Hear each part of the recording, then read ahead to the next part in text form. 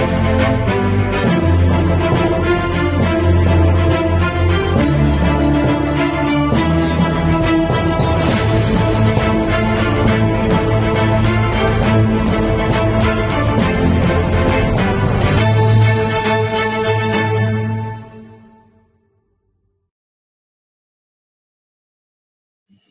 evening, everyone, and welcome to the Irish column for Sunday, the 2nd of March, 2025. My name is Paul Fitzsimons. I'm joined tonight by my co-host, Anthony Casey. Hello, Anthony. How are you? Well, how are you doing, Paul? How's things? Another eventful week. Jesus, has it been eventful? Wow. Every fucking day. Every day, yeah. If it's not, and then the political end of it too. We had Glenn leaving the Irish Freedom Party on Thursday evening, and Herman coming out with his bitchy tweet. And then yesterday we had the video of Herman saying this, that, and the other. And then there's Glenn releasing the video. And then there's the chairman resigned this morning. Like, so, wow, it's been eventful, all right, hasn't it? Yeah, it's certainly is. And I seen the event. I don't know if you have any videos of the IFP did a bit of an event there the weekend. Yeah. But 10 or 12 people rocked up to it. Yeah. The person who called that, a guy called Reen, asked to speak at that event and was ignored by Heron. So then... The guy who called it? Yeah, so what happened there, right? There's a guy... I thought it was a Freedom Party called it. Well, there was a tagging of different leaders and party people. I got tagged, Herman got tagged, a few others. And so they jumped on it and they, set it up. But then it all became about... the HK show, I suppose you could say. And nobody else was listened to. So that's why a lot of people said, no, look, that's not all right. Well, I'm going to tell you now for a fact, okay? I'm a member of a lot of groups which says no crowd in it. Okay, I really am. And I'm in these groups, you know what I mean? And from Thursday night, that one tweet must have lost him, I'd say 400 people going to that protest yesterday. That one tweet about Glenn. I'm being serious now. And, like, he just doesn't listen. Like, you know what I mean? He doesn't listen. I advised him on a few things last year, and he didn't listen to me, and they've backfired since. So, listen, I've had it now. You know what I mean? Like, I've nothing got to do with it now, so I don't care. You know what I mean? It's almost as if they're trying to destroy the party. Wouldn't it seem that way? Well, it looks that way. It certainly looks that way because, like, we went from being in September, October, we went from being the strongest nationalist party in the country to where we are now, where they are obsolete now, where they are. People won't even sit down and talk to the Irish Freedom Party now once Herman's in charge. And that's the problem here. You know what I mean? We saw this problem in November. We tried to sort it after the elections, and you've seen where it got us. You know what I mean? You've seen the ridicule we've got. We're vigilantes. We're all sorts now. And yes... You know what's interesting about that, Paul? I'm a vigilante, for looking for patrols in local areas. Yet Herman Kelly goes on GB News last week and calls it's great for patrols. Yeah. Very interesting. Whatever gets a few views. Yes, exactly. Like, but I would say that's people the way who still follow this. Surely at this stage you can just go on to these guys, their Facebook or X feeds and just see for yourself. Just scroll down. Like, it's fairly obvious who aren't for the cause here. Exactly, it's true. Hi lads. Hi, how are you, Frank? How's everyone? How's things? I'll bring Orla up now just in a minute. Just let me bring Orla up. Hello, Orla. How are you? Hi guys, how are you? All right, Grant. Your screen is blurry. Yeah, I'm just going to check that. Hold on a second. Yeah. No I think it's right. It's too convenient for some regime for the far right to fracture apart right when the right is winning over on the West. You know what? This is what I saw. We were told Herman had certain people on. Cannon, the guy who told everyone to tool up, Ciara Connolly and people like this, and said that maybe it's not right, and he just continued to do it. He was the one who stifled all the parties coming together. All the other parties will tell you that. And he worked off his own bat and put out this, that, and the other. And since I left the IFP, I haven't tried to air dirty laundry at all. I haven't even responded to fake videos of people I don't know with masks going up.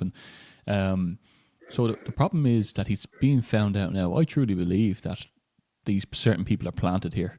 There was one planted in Shin Nadina. There's one planted to stifle anything that happens good in the movement. Well, there's one planted the same in happening Gavon Space. There's all over the place. I've seen them all. I know exactly who they all are. It's happening everywhere. It's everywhere.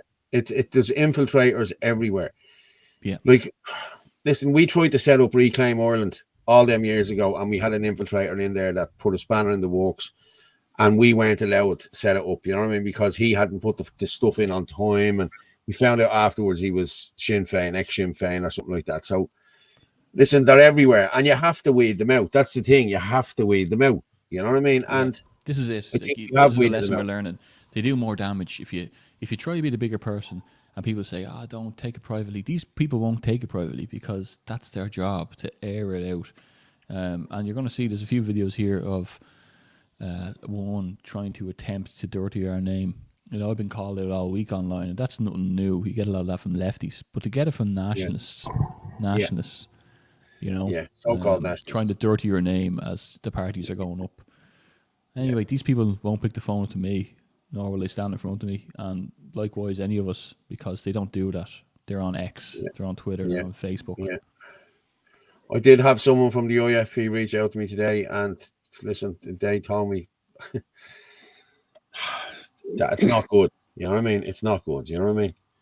Like, but we called this. You know what I mean? I told, like, there's three of us sitting here. The three of us were involved in the meeting, along with a lot of other people as well, I might add. You know what I mean? Not just the three of us.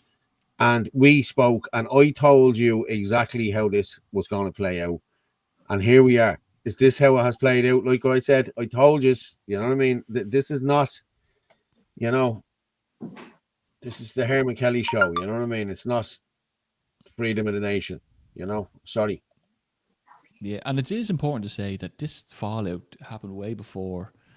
You know, like I didn't raise my hand at the Ardèche last August. I already knew the party was going the wrong road. Like, you know, a lot of stuff has happened since then. Sure. Then I was like, well, it's too late to walk away now. You know, we're in the general election. Let's wait till afterwards, whatever.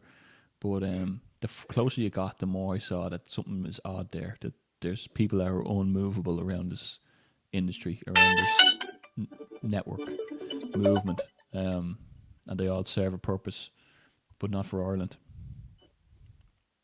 Yeah, I agree.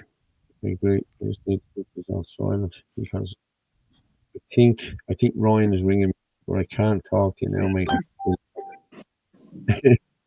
But, yeah, it's just crazy, like, you know what I mean? Silent, for fuck's sake, yeah. Sorry, we do have a couple of guests coming in around 10 o'clock, but we do have a bit to get through as well. Well, just on this subject, there was a little bit of a follow. So Glenn Moore, just talking about political news across Ireland at the moment. Yeah. The sitting councillor for the Irish Freedom Party has left the party. He resigned 4 days ago, and the chairman of the party resigned this morning.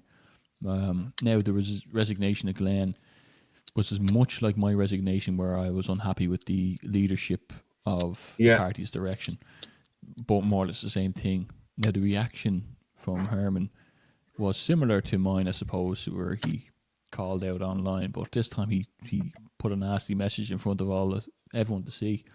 But Glenn came back with a bit of a video of his own. Will we play that? Will we read that first? What was that comment? I think we should. There it is there, Herman and Glenn. Let's just play this. Yeah. He resigned for his own reasons. There was no political difference. It's a purely personal thing about his friend has gone off, joined another group, and he wants to follow her. That's fine.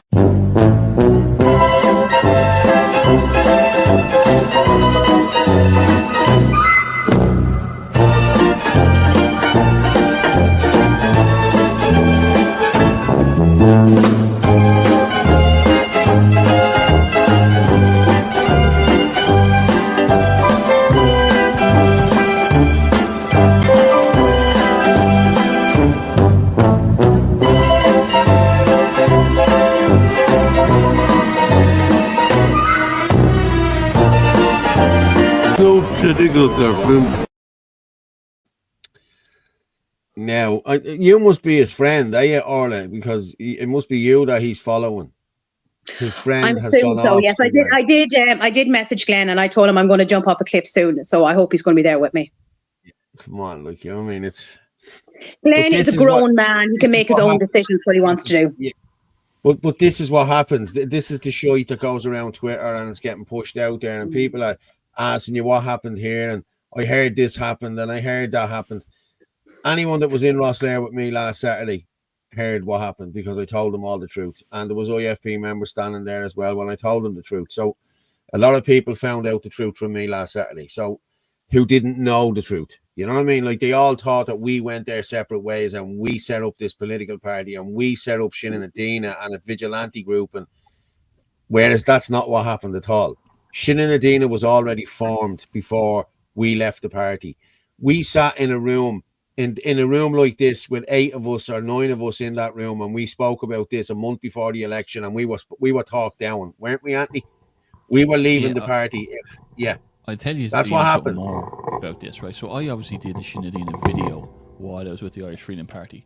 You had the launch video, and there was just members of Sinn Féin. It was to be non-political, no leaders, nothing like that, but it was all community-based stuff. And right now we're doing a community patrol. We'll talk a little bit more about that later on in the show. But yeah, so this whole idea came up. Herman wasn't happy about it. He never said much to me about it, little slide remarks here and there. But I was to be disciplined when I went to, just before I went to leave, for being part of a political party called Sinn Féin and a vigilante group. Neither of which is true. I asked for any proof of both, and it couldn't be shown. So it was nonsense stuff. I left because the party, a lot of the members were going to call a vote for no confidence. That motion was put to the board, and it never got to the AC. And I realised there's too many people around Herman to allow that to happen. So I resigned to make something else. And now I have made it. And this is why all these people are coming out of the woodwork now. They're trying to slaughter our names. So none of it will work. But I will say, there is people, talking about people around the movement, there was a nefarious individual who was in Sinn Féin who became kind of, in the beginning, a little bit bossy, and then we weren't sure what's up with him and all this kind of thing. Most likely, it seems like this man was a Garda informant, because there is someone across the movement who's seen him in the, in a Garda station. So this is what you have. You have, I believe, there's certain people planted around the movement. I believe that a few people we're talking about today are already, are these people. There are a lot of people after getting hoodwinked across the movement, but it'll all come out in the wash anyway. Yeah, it's true. But there's a lot of people carrying on the bullshit and, the crap from the election. Listen, and they will be taken down a peg or two. We actually have a video there we're going to show of them being called out now in a few minutes, so we'll play that in a few Somebody minutes. asked there a question about Glenn. Just there a second ago. Yes, Councillor Glenn Moore is still a councillor, though, isn't he? Yes, he is a councillor. Glenn has an open invitation to the column show and is welcome on at any stage. It's just sometimes on a Sunday evening he's other things on. But no, we're all still very good friends with Glenn, and he can come on at any stage. Glenn gets the invite. Glenn gets the invite the same way as we send out invites to a few different people. Like, I'll send it out to Gavin now in about 10 minutes. Just to, I usually get started, and then I'll send it out to people. I mean, sometimes it's fair. Yeah. And like, if the lads can come on, they will come on, and they always do come on when they can. You know what I mean? But like, everybody has a life now. We all have kids. We all have, and we all have to be doing our own things. You know what I mean? We can't be out protesting day and night. You know what I mean? But listen, we try. You know what I mean? But that's, we send it out. Glenn has been sent out. That if Glenn wants to come on and talk, he's more than welcome to come on and talk, and he'll tell you himself what happens. But this has been festering for months now. You know what I mean? And we haven't said anything, but now we have. So that's what happened. End of story. Like, you know what I mean? I'm not going to listen to any more crap online or anything like this. You know what I mean? Because it's bullshit. And none of us will be threatened online either, because that was a huge mistake. Yeah. Is Councillor Moore? Yeah, he is. Sorry, Cathy. Cathy Marie. maybe 6 people left in IFP from what I've seen from the protests. Yeah, there was a lot of members didn't turn up. But as I said, that one post that we showed you there in that video, that was the one post that stunk the party. I'm telling you now. Like, they should have just said, thanks very much, Glenn. Thanks for all your support in the party. But no, you had to get in the little digs and the little, that's not how political parties work. Okay, that's just not how it happens. You know what I mean? Like, you just, boy, cheerio, I'll see you. Thanks very much. Not they were setting up another party, not that they were vigilantes, not that Glenn was going to see his mate. It's all bullshit. It's all disinformation, like, you know what I mean? So now you have the truth, and that's what happened, okay? Damage control, and there's people that are still there holding on for dear life, ringing around the movement. Don't trust Anthony Casey. And, they're all just they're all in cahoots with Herman Kelly, trying to destroy something proper from starting up. If anyone wants to know of a real political party that's moving now, the Ireland First webpage is open for membership. We're going to be doing a lot of stuff, and there's going to be a Q&A very soon. We're going to be opening the floor in the Midlands to invite a public meeting of people to come along. There's going to be a lot of things happening, and it's all going to be for the nation of Ireland, all done the right way. I said this before, proper policy. Even though I'm the party president, I won't be going off my own bat and doing stupid things. That everything will be spoken about on an AC, and that's it. I'm only one piece of the puzzle. We're all pieces to this puzzle. So something good is coming. So get over to Ireland First, join up membership. It's going to be a good year. Yeah, and you know something? Do you know what not the gas thing is, right? Us, like the few of us that left, there's not one of us attacking each other. We're all standing together. We all have each other's backs. Do you know? Yeah. What's that? IFP can't be trusted. MP are too weird. An alternative for right-wing, middle-of-the-road nationalists. Yeah, Johnny, but that's what we're trying to put together here now. We're trying to get to Middle Earth or Middle Ireland, and we're trying to get good people on board. You know what I mean? We don't. What did you say? Middle Earth, yeah, Middle Ireland. But I'm a big fan, Lord of the Rings fan. You know what I mean? So yeah. But that's where we need to be getting now. We need to be getting candidates from different areas, like younger candidates even. You know what I mean, Anthony? I'm not saying kids, but I'm saying younger. I have a couple of guys in their 20s, really good heads on them. Who, that's what we need to be doing, pushing these young fellas. That's what we need to be doing, and pushing them into the community and getting them out working in the community, getting people seeing who these kids are, and then Paul, you instead, Paul, I'm not an alpha. No, okay, no, I'm talking about you as well being pushed out into the community. I'm not talking about me. Like, I'm gonna be honest with you, I done it. I knocked at 6,000-7,000 houses the last time. It's hard old work. I'm being honest with you, and like you're promised the sun, the moon, and the stars, and you still end up walking them streets on your own. Like, you know what I mean? There was only 1 or 2 days, or a couple of days, I had a couple of the lads with me, and then the girls from Coolock gave me a great dig out. I have to hand it, they were brilliant. Like, we knocked on a couple of $1,000 over them 2 nights, you know what I mean? It was brilliant.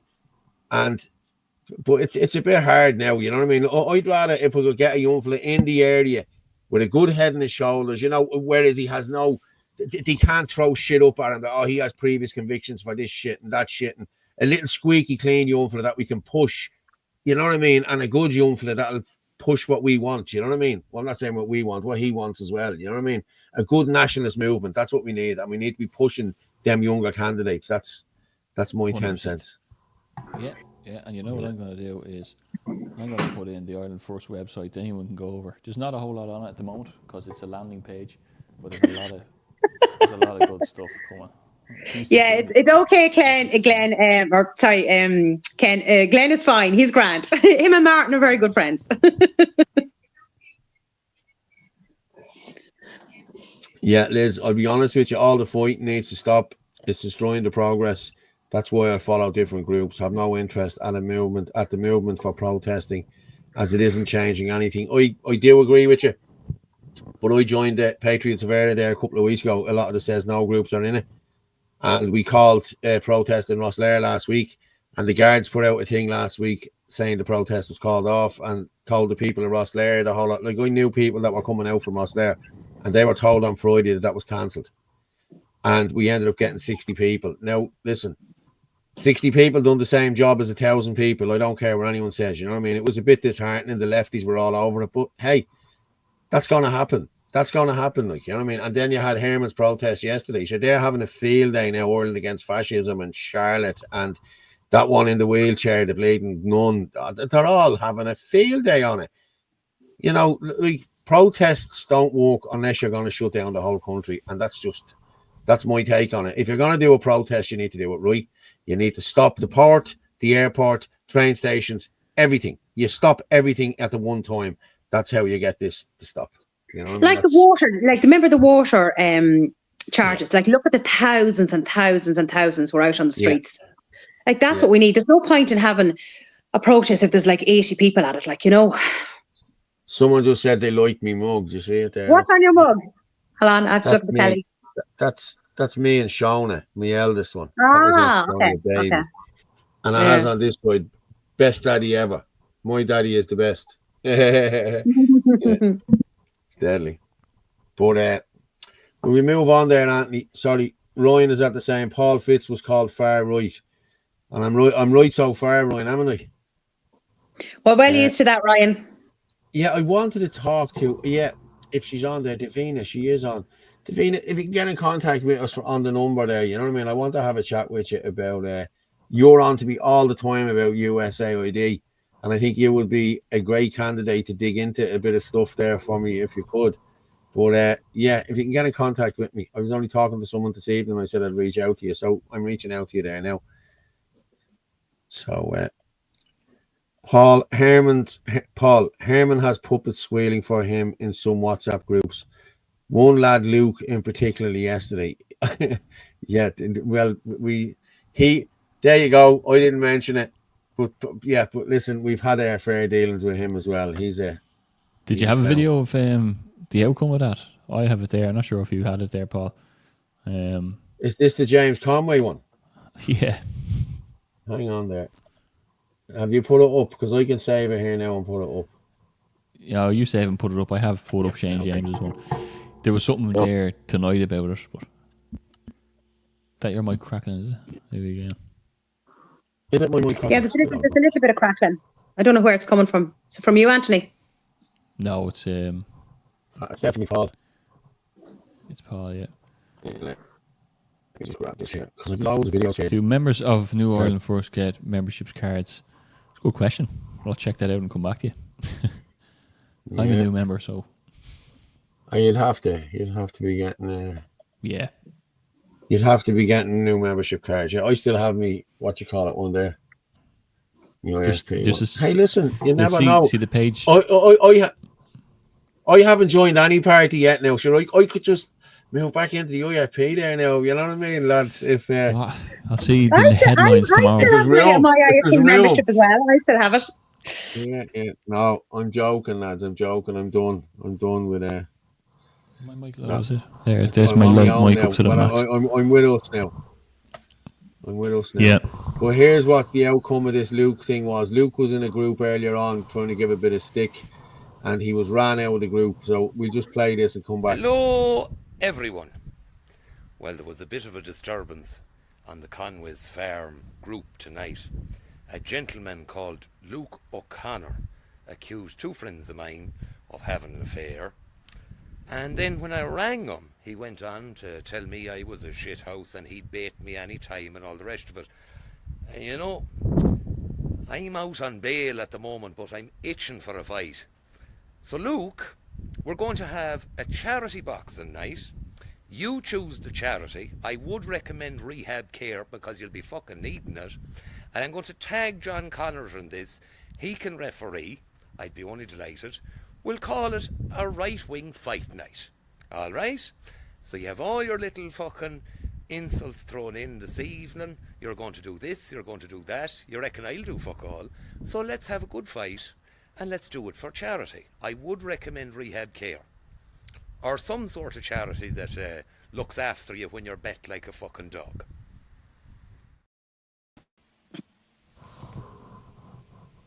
I voted for you, number one, Paul. Thank you very much. And your vote was much appreciated. Thank you very much, Bonzo.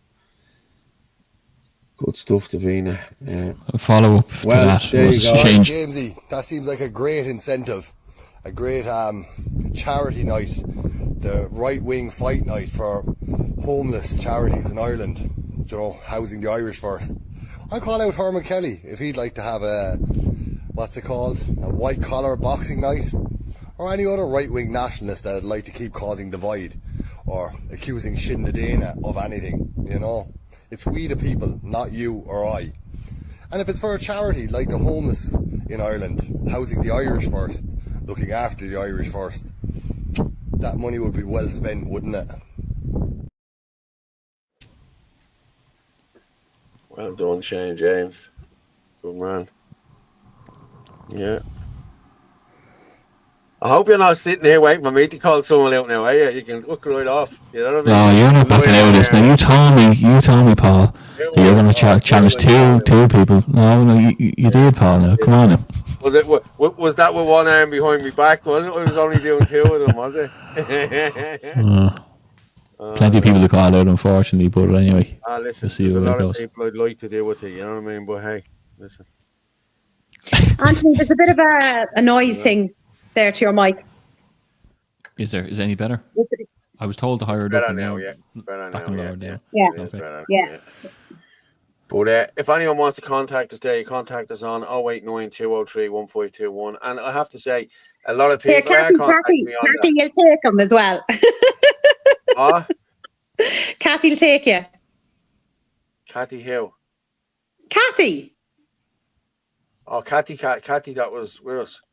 Paul, she used to be what IFC, yeah. Target a number of places at once. Yes, what I just said. Paul, if you target a number of places at once, cause havoc, do you think it will be the government that reacts or the people? Elections show nationalism is a minority. Will it be Irish against Irish? I'm going to be honest with you. I don't think nationalism is a minority.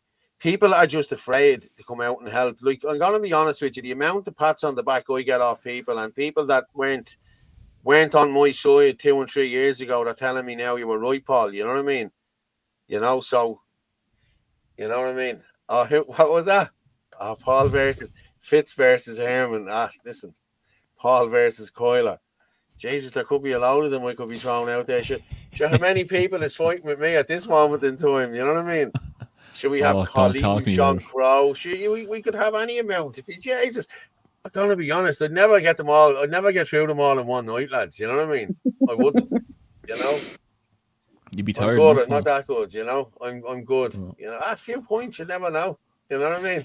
A few whiskies. Oh, yeah. They'll give a whiskey to the Indians with me, I tell you. Oh, yeah. Fuck that. Excuse my French. Sorry, people, again. Lads, we're up to 700 there, and I have to say, we're smashing it. Fair play. Just keep sharing it out there. Share it with everyone, because we need to get Paul, we need to do a reminder over Wednesday for Gavin's protest. Yeah, I have a video there. I'll do that now in a while. Paul Fitzsimons was a call on you, message. I know it was. I couldn't answer it, mate. I'm sorry about that. Scrap. What's this? NGOs. You're as bad as NGOs. Oh, let me in a party. Let me in a party and see how much money I can sponge off the Irish people. We don't need government anymore. It's finished. And who's sponging off the Irish people? Like, come on, lads. We haven't got a pot to piss in. Yeah, like, we haven't got a pot to piss in, like, lads. You know what I mean? Like, anything we've done, I'm going to be honest. People are under the illusion that you run for this and you make money. By the way, here, Luke O'Connor has just said officially, me and James Conway have agreed to a boxing charity match in aid of cancer charity. Training starts tomorrow. I don't believe he took the bait there. Wow. I don't. Like, where did he put that? Twitter, lovely. That was hilarious. Most right call out I've ever seen. I know, you know what I mean, Johnny? Herman would have a head start, yeah. Well, myself and Herman would be the same age, but listen, I've no beef with Herman, to be honest with you. I've no beef with anyone, to be honest. If people have beef with me, well and good, but I have no beef with anyone. I never had. That's why people trust me so much in all the groups, because I've never had a bad word with any of them. And any of them that I have had a bad word with, I fell out with, and they're gone now. So, yeah. Herman does look his clobber. He loves his clobber. He got a new suit yesterday as well. Did you see that? Yeah, it was green suit, instead of the blue. Catty, I'll fight you. Paul, what's that WhatsApp group I was talking about last week where all the lies were told about you and Anto? That was Luke as well. I knew it was, yeah. He was spreading shit about funds going missing last summer. Bullshit. Yeah, it was bullshit, Ken. What happened was this all came out. We all spoke about this months ago on the show. I can probably send you back to the show. This was when we left, wasn't it? When all this shit kicked off and he said about Martin with the money. But what he said was that Martin had did whatever. Martin sent me and Anthony 2 candidates on that money. That's what Martin did. Martin sent that. I think I got 55 and you got 60. Or something, Anthony, something to that effect. It was 115 quid. It's not as though there was thousands in it, lads. Come on. You know what I mean? But that was put into our campaign, and it was. Like, it was all put into the campaign. You know what I mean? It's crazy. And it was interesting because what happened there was we went on an AC meeting, and be honest, a lot of people thought I had one of the better shots of getting in. Yes. And all of a sudden, there was people saying that, look, there's funding for the lads in Dublin. And and we kicked up about it. Yeah. And Louth. And I was like, why Dublin and Louth? You know, that's interesting. Why not any other county? Like, you know. Yeah. So that's why Martin said, you know what, that's not right. And there was a little bit of trying to stifle people's efforts from within, as far as I could see. But anyway, that's the way that all. Well, I think as well, what had to do with it, I think as well, wasn't the treasurer after being changed or something like that, or lost or post or something like that, and the money would have been left in limbo there. That's why he sent it to us, I think. I think there was something like that as well, because I think Patrice had left the party at that stage. You know what I mean? I think she was only there till December or something like that. Do you remember? I think that's what happened as well. But listen, doesn't matter. That has all been sorted. But yeah, Ken, that's the lies that they've been pushing and peddling, like, you know, trying to goad us out. And if you look at any of my posts on Twitter and back to him, I'm courteous with him because you kill these people with kindness. You know what I mean? That's what you do. You know what I mean? When you're a clown, you're a clown. You know what I mean? You can't stop. And I think, if I'm correct, we should be able to find it anyway. Didn't the chairman put out a statement in relation to Martin that was untrue? Yes, he did. He sent an email to Martin, and Martin has that email stating that was untrue. Yeah, another thing as well. The chairman or the ex-chairman rang me and he said, Anthony, if you want me to release the official document to say that you resigned from the party and weren't booted out for any vigilantism, that's no problem. And I said, no. I said, every member of the AC seen my resignation. They're all CC'd. So let them throw their toys out of pram, you know?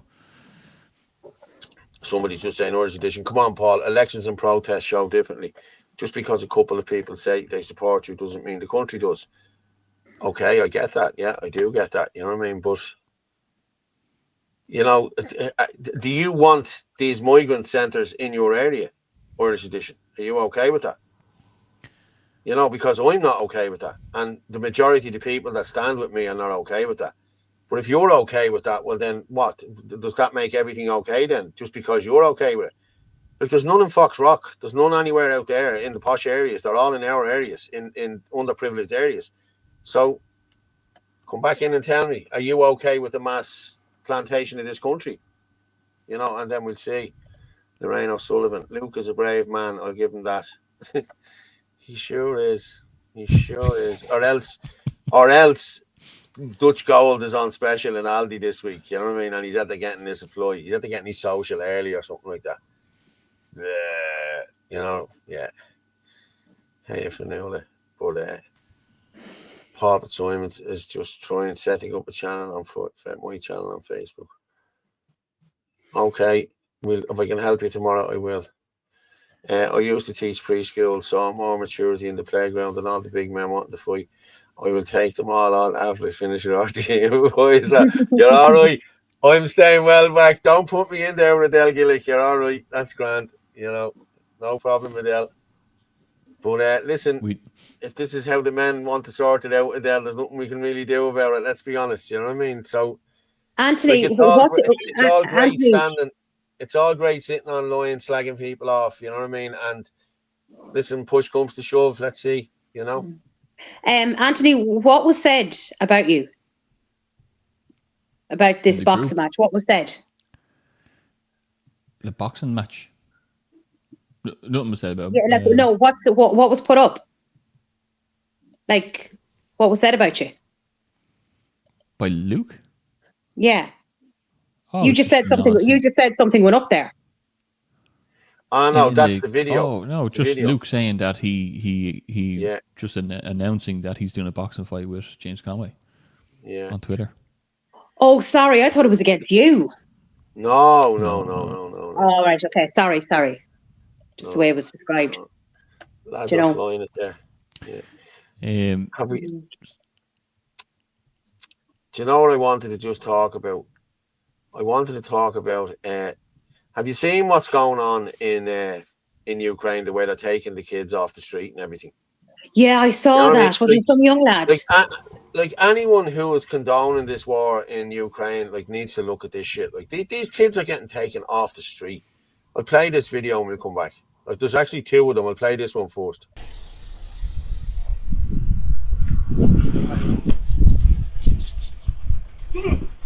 Like, this young fella is out walking his dog. Look, Jesus Christ, man, that's just.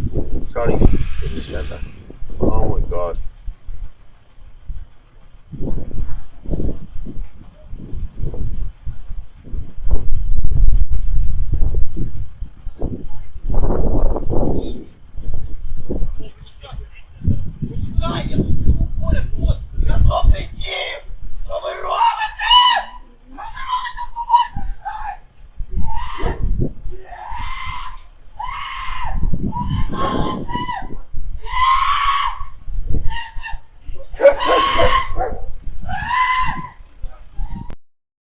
Now, you support that war in Ukraine. You support that. That is disgraceful. That one I didn't see. I saw the other one. I think the mother was around trying to stop it as well. This one here. I'm going to play this one here now.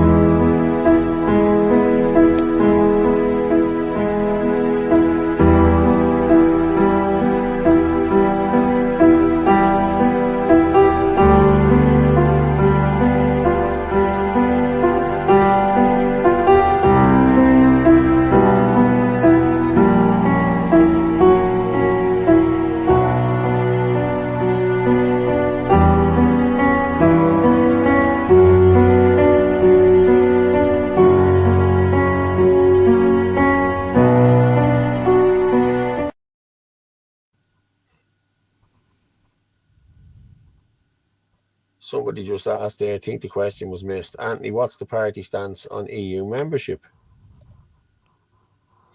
The EU membership? Yeah. Yeah, well, as the new parties, there's still a lot being drawn up on it, but it's Eurosceptic. You know, the EU rule. The Irish government, they're just puppets to the EU and the UN and all of these people here. You know, I seen today the Irish Times are putting up that Ireland are purchasing fighter jets, and that the naval base will now be called the Navy, and everything's being rearranged. When America pull out of Ukraine, this is opportunity for the UN to go in, and then guess who they'll be looking to fight that war? Exactly. Some people say maybe it'll be the guys inside these camps. Some people say it'll be you and me. Who knows? I'm not fighting for someone else's war. Ireland should have kept its neutrality, and you have Simon Harris who did that. That's what he's doing right now, and that's why they've been shouting out from the rooftops, "We're all Palestinians, and you know we stand with Ukraine." And even though we're neutral, and everyone's kind of saying, "Well, here's your brainwashed propaganda, so that you'll go out and be a Palestinian." while we roll out the plan that we want to roll out. So we've enough stuff to be fighting here in our country. Our country is decimated. So let's And you focus. have to remember as well, Anthony, our army at the moment is peacekeeping, not peace enforcing. So even the lads, you know what I mean? They've never fought in an actual war. You know, my husband was in the army for 21 years. He only retired there a few years ago. You know, and he's been on 3 missions abroad. And like it's all peacekeeping. It's not peace enforcement. That is completely different. Like, how are our Irish men, even the ones in the army, supposed to go into something like that when they've never had to deal with that before? Yeah. Never mind our own children. My son is 23. Over my dead body are they bringing him into a war? Yeah.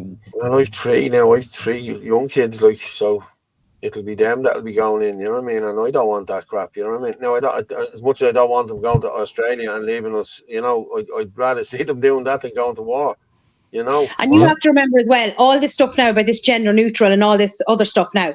It won't be just the boys. They'll be sending the girls as well, because it's all equality now. Well, you can see, like, 2 days, if anyone looks up Irish Times fighter jets, you'll see the Irish Times from 2 days ago. Costing sought for massive expansion of Irish military, including purchase of fighter jets. And then 1 day ago, the Irish Times planned to base combat jets at Shannon Airport at an annual cost of €100 million. Wow. And people will just sleep, pick up the paper, read it, put it back down again, go back to work, watch Netflix. They're not getting it, Anthony. This is the problem. They're not realising. Do you know what I mean? They're not realising anything, you know. Like, are they going to be happy when their children are sent home in body bags? Because that's what's coming. This is it. That is what's coming. I don't know. Like, you're trying to shout out to these people and they're not listening. I haven't been listening for 5 years, Orla. Yeah, I know. I'm sick of it. There we have it. There it is there. I'll just make it bigger there if you want. And we can... Plans to base combat jets at Shannon Airport at an annual cost of €100 million. Simon Harris says he's convinced of need to acquire combat jet aircraft to deter and detect airborne threats as part of a massive increase in defending. Why do we need that if we're a neutral country? It's because they have signed us up to this shit. You know what I mean? And while I'm talking about that now, well, yeah, I'll bring someone on now, because Tom actually done a video earlier, Tom McDonald, and so did the other guy. I'll play them now in a minute. The government's planned acquisition of combat jets cost between 60 and 100 million a year, according to preliminary analysis.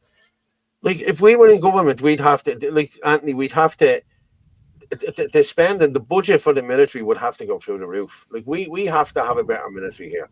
We have to have more military. You know, I think it's that kids should go into the military, but not, you know, go into the military, but not for fighting wars like theirs. You know what I mean? I think they should do probably 2 years, you know what I mean, or 3 years, just to, you know, I think everyone needs a bit of discipline, you know what I mean? So, yeah, that'd be my take on that now. I wouldn't mind them going into the army, but not getting sent all around the world, you know what I mean, to fight someone else's army, you know? Yeah. A war that has nothing got to do with us. Exactly. Now you have it. You know what I mean? None of these wars have anything to do with us. We can do nothing in Palestine. We can do nothing in Ukraine. We can do nothing anywhere, you know? Yeah. You know, it's crazy. Like, it's not even funny, like, you know, and I put it up several times on Facebook about it as well. And like, are you waking people up? I don't know. But I will say this now, actually, I was out doing a charity event thing yesterday for throat cancer. And a friend of mine came over to me, she sat me and she came over to me and she gave me a hug and all this. And she was just sympathizing me over my mother dying.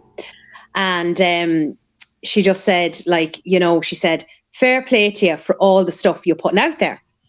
And I was like, oh, right. And I said, oh, look, I'm only just trying my best to call out the government on stuff and all this. I said, look, I don't know if people are listening. And she says, well, I'm seeing everything you're putting out. And you know what's interesting over it? She doesn't like my stuff, as in acknowledge it, but she's seeing it. Yeah.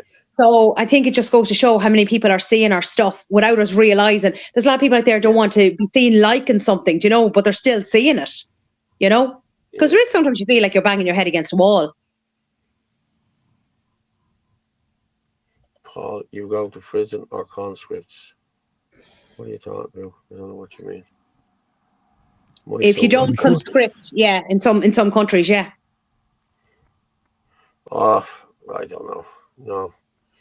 Don't want to go to prison either, like, you know what I mean? But I just think it'd be a good thing to get kids, you know, into the army. You know, I just do. Like, kids have lost all respect for everything nowadays. Yeah, I know. Like, you know, I mean, they really have. Like, don't get me wrong. Like, I was probably a little bollocks when I was younger. Like, you know what I mean. But I had respect for old people, and you know, like, there's none of that now. You know, it's like even our own kids now. I'm not saying my kids, but I'm saying Irish kids in general.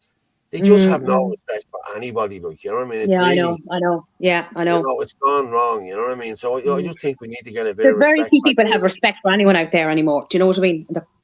Yeah. You know, it's just like we all grew up where, like, you know, as you said yourself, with elderly and all that, you know, you were respectful towards them. You held the door open and you never said anything against them and things like that, you know. But times have changed, you know. Yeah, it has. It has really changed. Yeah, it really has. But yeah, listen, I wouldn't mind it. You know what I mean? I'm being honest with you. I wouldn't mind my kids going in. But there's some countries out there that you have to do a certain amount. Isn't it like a year or two or something like that? No, well, in Turkey they have to do it because that's what they have to do. And what happens is in Turkey, they don't register the babies until they're 5 or 6. So as they're 21, 22 going into the army. They're not kids. You know what I mean? That's what they do. You know? Jesus. God. Yeah. I have to give me head a wobble. Yeah, it was that age of Paul talking about kids 2 to 3 years in the army but not going to war. Will you give me a head a wobble? Yeah, I don't want my kids going to war. Like, we don't go to war. We're a neutral country. I'm sorry about that if you can't grasp that. So, yeah. Just see James Conway, so he put up there, Luke O'Connor messaged him and said, yeah, 8 weeks time, sounds good. He's cozying up to him there now. Sounds like he's kind of like, oh, that'd be great. My dad died of cancer, so it'll be a really good thing, you know. Yeah, brilliant. I'd say he's realising that Conway's significantly bigger than him. Yeah. Wouldn't really be a fair way in now. Has he met James? James has bleeding hands. Like, hey, listen, each their own. You know, if he thinks he can take it, well and good. Can we talk a little bit about do you want to do a video or two before I do talk about the community patrols and then bring in people? Yeah, no problem. Yeah, we will. Let me see what I have here. Yeah.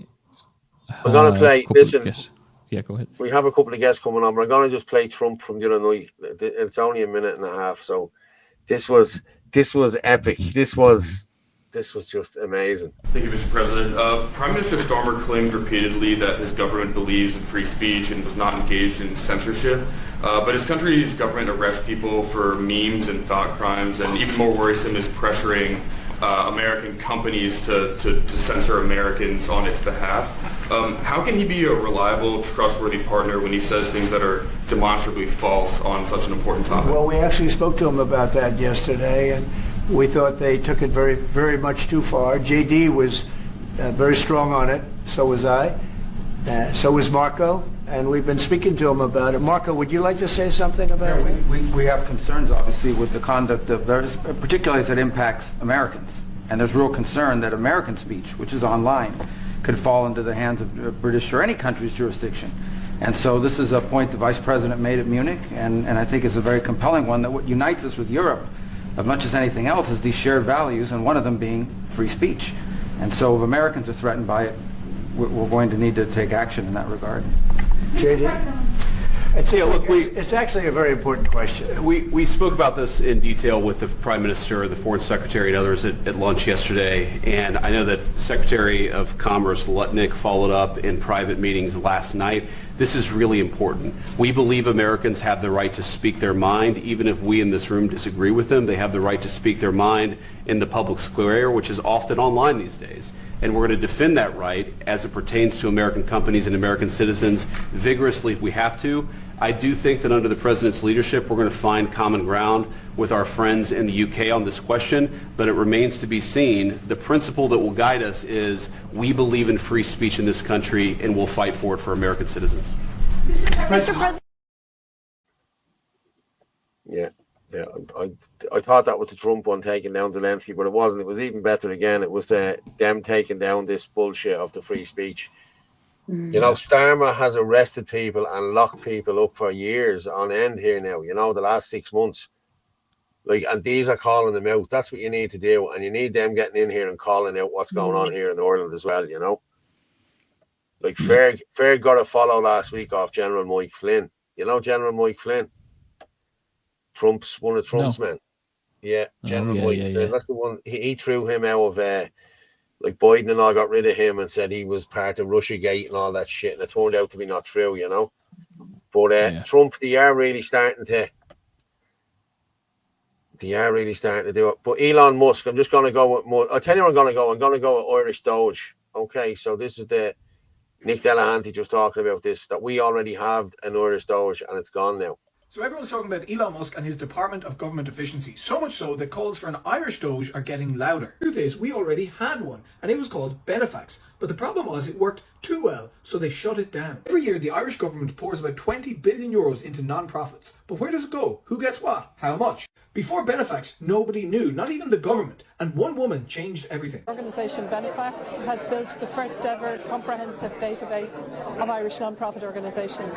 I have a background in public service. I was involved in the Temple Bar project, and I was also involved in the Arts Council for many. Funding from the government and philanthropists, Patricia Quinn built a national non-profit database, something Ireland had never seen before. Every non-profit, every grant, every board member were included. No secrets, just data. And this is when things start to get interesting. First, Benefax was a win for everyone. The government finally had a clear picture of their funding, journalists were able to follow the money, and the public had transparency. But it started to work too well. By organising all this data, Benefax was actually inadvertently exposing high levels of waste. NGOs were getting multiple types of grants from different departments of government. It really hit the fan in 2020 when Benefax released their state funding directory. This was its most powerful tool yet. It was a real-time searchable database of every cent of government money going to non-profits. For the first time ever, anyone could see how public funds were being distributed. Months later, Benefax was shut down. The official excuse given by the government was that Benefax was not worth the money and that it could do it itself in-house. Except for it never actually provided a replacement, and the cost of Benefax was less than 0.001% of the total spend on non-profits. This was not about cost. This was about control. In short, Minister, Benefax allowed people that used it to follow the money. And now, without warning, the department pulled the plug and has spent $250,000 shutting it down, having spent $6 million of public money setting it up. Its funding has been scrapped, the not-for-profit company has been wound up, its employees have been made redundant, and the website is no longer available. This despite a report commissioned by your department by Indicon stating that the benefits of Benefax exceeded its costs. They also said that scrapping the service, and I quote, would reduce information which is needed for effective governance. The government gave long-winded answers about procurement and costs, but the simple answer is Benefax exposed too much. We should be extremely concerned that these organisations, while claiming independence, actually operate under significant government control and influence, blurring the lines between public bodies and the private sector. In fact, I'm actually not totally clear on who's leading who. I'd argue it's the NGOs leading government and not the other way around. But the fact of the matter is, this is all our money. We must demand transparency in how our taxes are spent. We need to resurrect Benefax, to create a replacement. We cannot continue in this path of providing a loud, popular opposition without a clear picture of what's actually happening. So what we need to do is we need to grab a team, organise a team, and arrange funding, and we need to resurrect Benefax. This needs to happen. If we're to change anything in this country, this is the first thing we need to do. Yeah, Nick's usually on the money, isn't he? Yeah, he really is. It's good. Really is. Paul, do you mind if I shift to the community groups real quick, because this is going to be a big thing. Walk away. Yeah. At the moment, I don't know if I'm speaking, and can I play a video as well? So basically, I'll tell you what. There's a video of me talking about what is needed for about a minute long, and I'll play a video of what's set up so far. Is here, Shinadina Community Bid? Is that it? Yeah, that's it there. Yeah. Okay, we play that, will I? Yeah, play that, and then we'll show a video on it. Okay, no problem. All across the country of Ireland right now, things have changed. The demographics have changed. The crime has gone through the roof. The Irish government are complicit with human trafficking. Your local tradesmen have become profiteers. Our towns and our streets have been destroyed. People are afraid to walk down their laneways. People are afraid to go to the shops. People are afraid to go to sleep at night. That's the truth. There's stabbings, there's rapes, there's kidnappings, and a lot of it the mainstream media won't tell you about. At Shin Nadina, we've set up a WhatsApp group for every county in the country. What this will start is people coming together once, twice, 3 times a week to patrol their local areas, to call in to that afraid and lonely neighbour.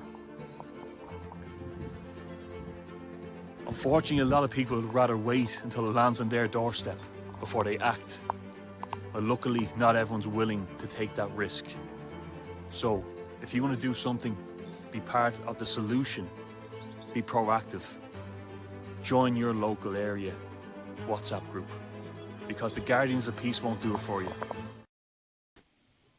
So I don't know if anyone can see what this is about. So I've often talked about the crime high in my county. It's everywhere. It's really everywhere. I've seen it in a few different cities. In the Can you last not few share your weeks. screen there, no?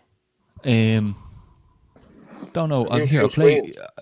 Well, basically, what it is we set up. And if you go to Shinadine.ie, you'll find the patrols, and you can click into your county, and you'll be brought to a WhatsApp group, and you can pick what county you're in. And Dublin's set up north and south, but in Limerick next Friday we'll be launching the first one of these patrols.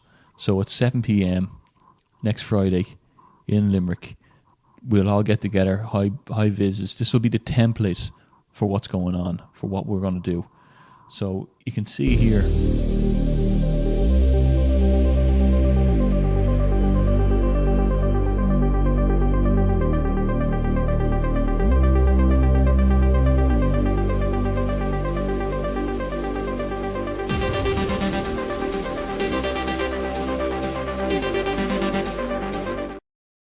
So people go into that. Yeah, so people go into that. And what they do is, look, this isn't a safe country anymore. That's the truth of it. These people are being brought in. The guards are complicit. The government officials are complicit. All your local contractors are complicit with all this. So what we will do is what we're going to set up is a couple of the patrols a week. People will be going around, and yeah, so that's it. We'll look after our own. We'll look after our neighbours. No one will be left behind. Bring a bit of presence back. We'll monitor the streets. So, jump into your group and we'll see. Put the dials in. Yeah, Tugs. well, Certainly not Tugs. The Tugs, unfortunately, are in the government. That's where they are. The Tugs are stealing drugs out of lockers. The Tugs are complicit with all of this.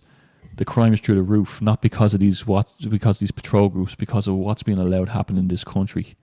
This country is being destroyed and decimated. So we're the people putting it right. Yeah, it's true.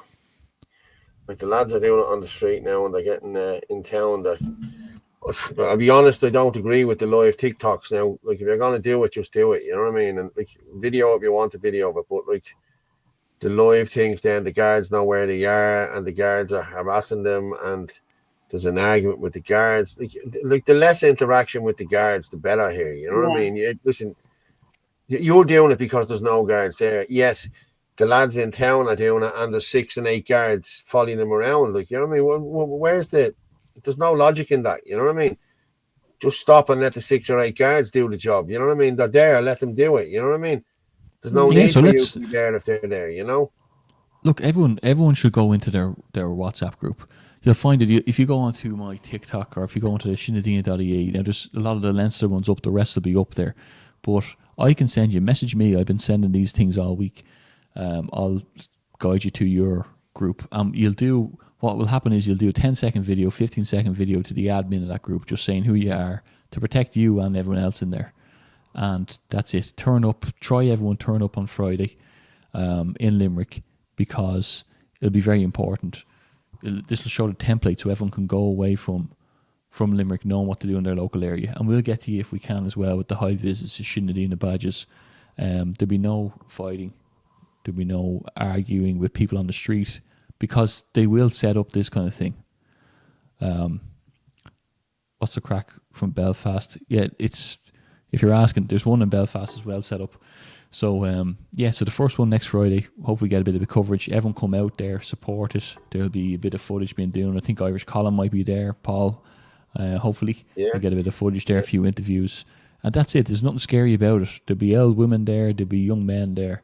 This is a WhatsApp group that if someone was alone and vulnerable, 2 people can drop by them for a cup of tea or help them walk up the alleyway, the dangerous alleyway that's getting a bit more tricky lately because of the demographics. So they're not doing it. They're not helping us. They're not helping us out there. So we need to do it ourselves. This is part of that separate society that's going to come after the crash. So this is part of James Conway's thing too. You know, we're going to network among ourselves and look after our own. Yeah, and the hell with the begrudgers. You know what I mean? That's the way I look at it. You know, you don't want to get on board, stay out. You know what I mean? It's no good coming in here just to throw a show. You know. In fact, if people are interested, I'm going to put a link into the comments here. People can go on, they can join their one, and like that, people will ask for a few seconds of a video. You'll be sending that directly to an admin, one person, just explain who you are and where you're from, and then we'll make a plan to set up your patrol in your area. So I'll put that into the comments there. Everyone will get to see it. There you go. There you go. Absolutely, Anthony. Lads must keep cool heads and be totally clean. No drink, no slips, no fighting, no arguing, nothing they can slander us with. That's exactly what I just said a couple of minutes ago, Johnny. Fair play to you. Yeah, you're right. You're right on the money there. You know what I mean? Like, there's no point in doing these live streams and arguing with guards, and like honestly, that's what Middle Ireland are seeing this, but Middle Ireland is seeing this and they're going, look, and I'm being honest with you, look at them scumbags. That's what they're saying. Yeah. And this is people that I've been speaking to. I said, the lads are doing all right, you know what I mean? And I was bigging them up, you know what I mean? And he said, the lads are scumbags, they're doing this. I said, come on, you know what I mean? They're only trying to do whatever. But a lot of people do think that, you know what I mean? Me, I don't. I like the two guys, you know what I mean? I really do, you know what I mean? They're doing grand work, but I don't think... What two guys you talking about, Paul?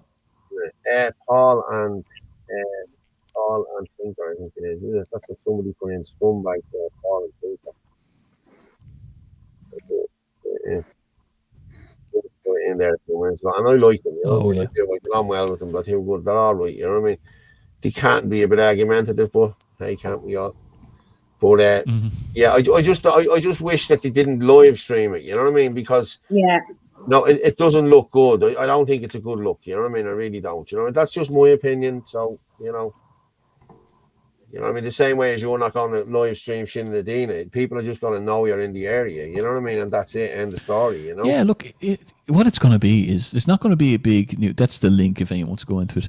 There won't be a lot of people chatting. If you have a concern, you put it straight to the admin. It won't be another WhatsApp group wrecking your phone out of it. There'll only be things put in about the patrol or about someone who, something's that they're happening to in the local area. They could do with a visit from whatever. They're getting harassed or their car might be broken down, whatever it is. We're just looking after our own, and part of that will be patrols, and will be maybe walking kids home from school if something's going on there, whatever it is. All these people, there'll be just a way of. We have a massive influx of people in our streets now. That's just the reality of it, and with more people comes more crime. That's the end of it. So the guards are leaving the force in flocks. So what are you going to do about it? We have to do it. You know, so that's what we're doing. So everyone, if they can. Join your local link, but also listen to the announcements next Friday if you can get there for 7 o'clock in Limerick. I have two people coming on from Limerick here now to talk about how Limerick is going. I'll give them a message here now. Like we need this to happen. Yeah. Before you give them the message there, can I just share this? Someone's at the sending it to me there. Share, there it is there. Far-right politician who spread false gang rape story online faces prosecution. Have you seen this, Anthony? Yeah, I saw it. Yeah. A far-right leader who is under a criminal investigation. Shit. Sorry. Oh, Debbie McCann. Yeah, but he was gang raped by a group of Roman men. This is what they're saying. The move to prosecute Ireland Force Chair Derek Loy signals the forced move by Gardaí to clamp down on the widespread disinformation peddled by well-known far-right agitators online. It comes as senior sources this week revealed Gardaí are being flooded with referrals about potential breaches of the new EU Digital Services Act, whose main goal is to combat illegal and harmful activities online and the spread of disinformation. In recent months, Gardaí have been forced to issue several misinformation notices after false claims were made by far-right provocateurs online. Like Derek said, allegedly, he didn't say, you know, and he did. I listened to it over and over again. You know, he said he allegedly, there, look, one of these notices was published the day after Derek Lloyd posted on social media. A 15 boy was allegedly gang raped by a group of Roman gypsy men in Ballahadreen. You know, I remember that. You know what I mean? So, Yeah, I'll stop sharing that now. But as I said, I get that out there, just so as we could.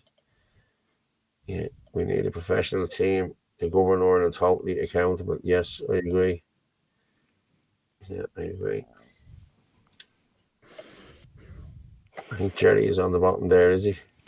Yeah, Jer. How you doing, Jer? I'll drop down.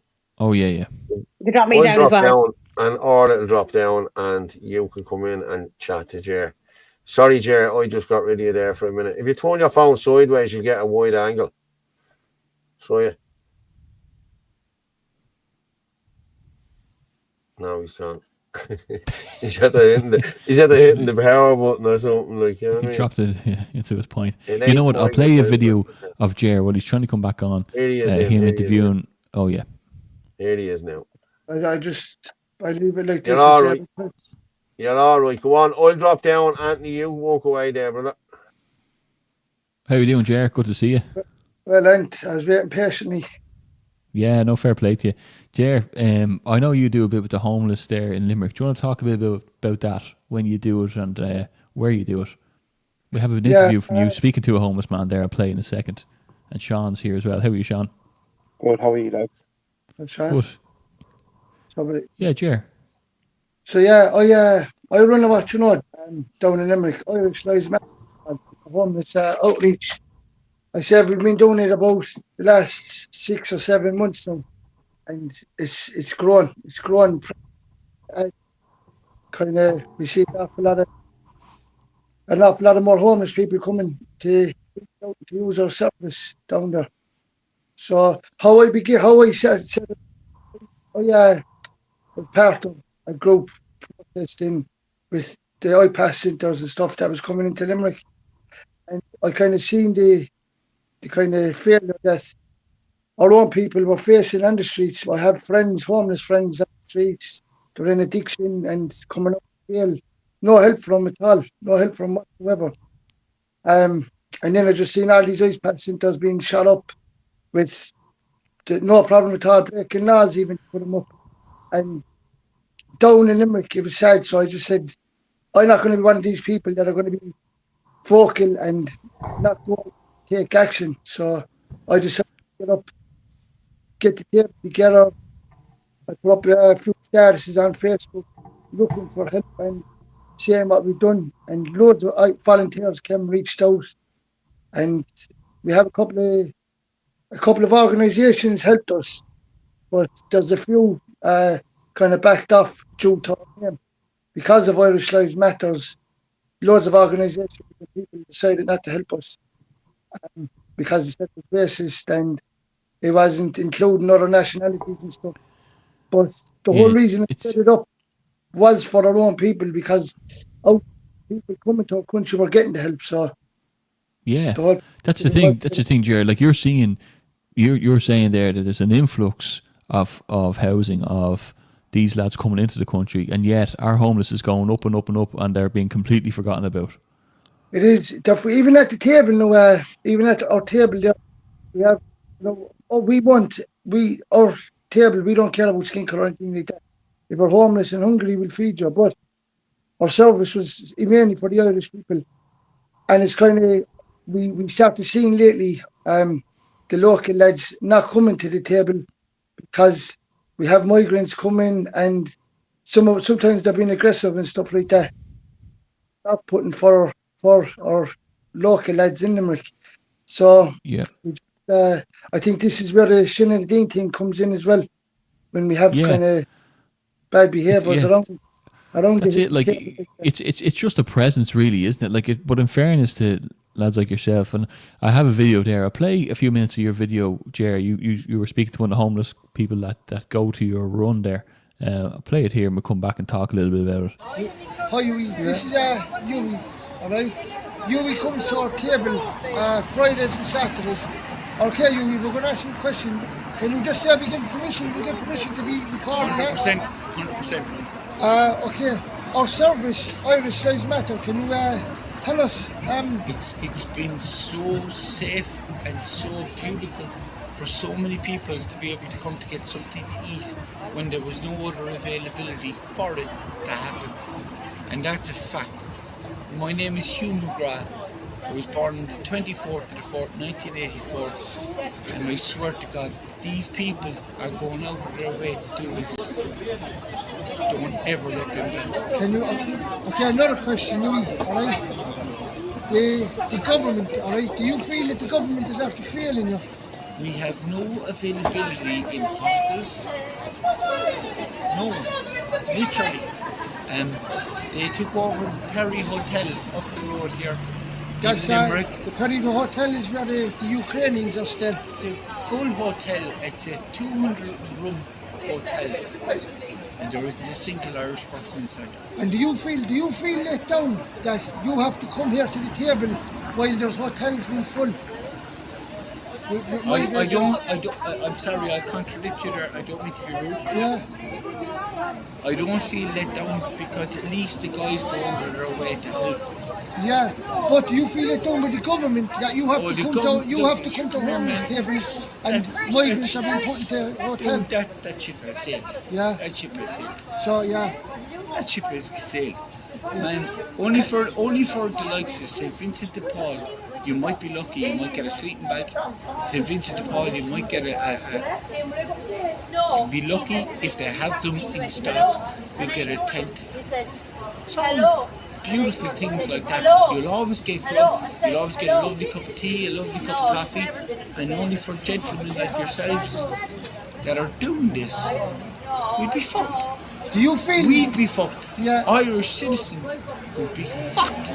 Can I ask you for swearing? I don't mean that. All good, it's all good. Can I ask you? All right, you come here, all right, but you're born in Ireland. Come here, man. I'm born and bred in Limerick. Yeah, but can I just ask? Do you? Sorry for saying. Sorry about that. Can you see?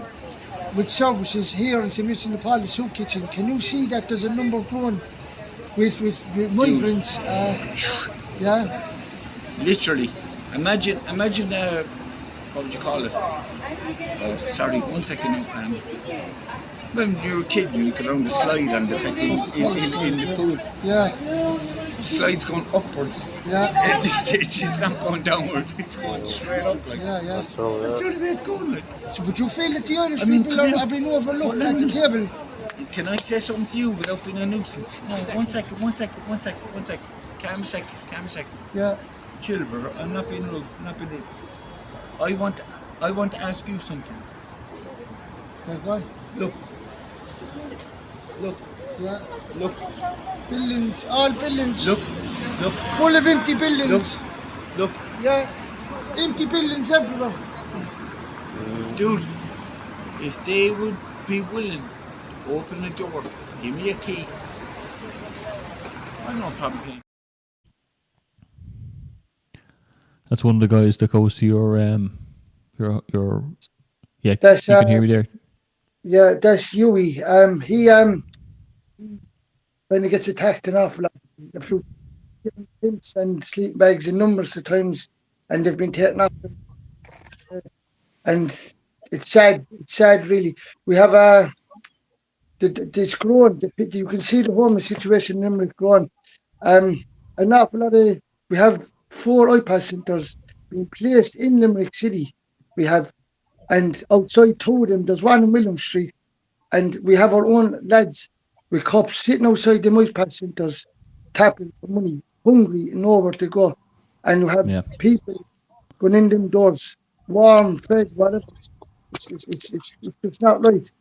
And it's us, the likes of us, that has to volunteer and pick up the mess that the government are doing, and we're getting no backing. We've reached out now to the numerous Limerick PDs, and they've ignored us. They can't help us because Irish Lives Matters is our name, and it's a joke.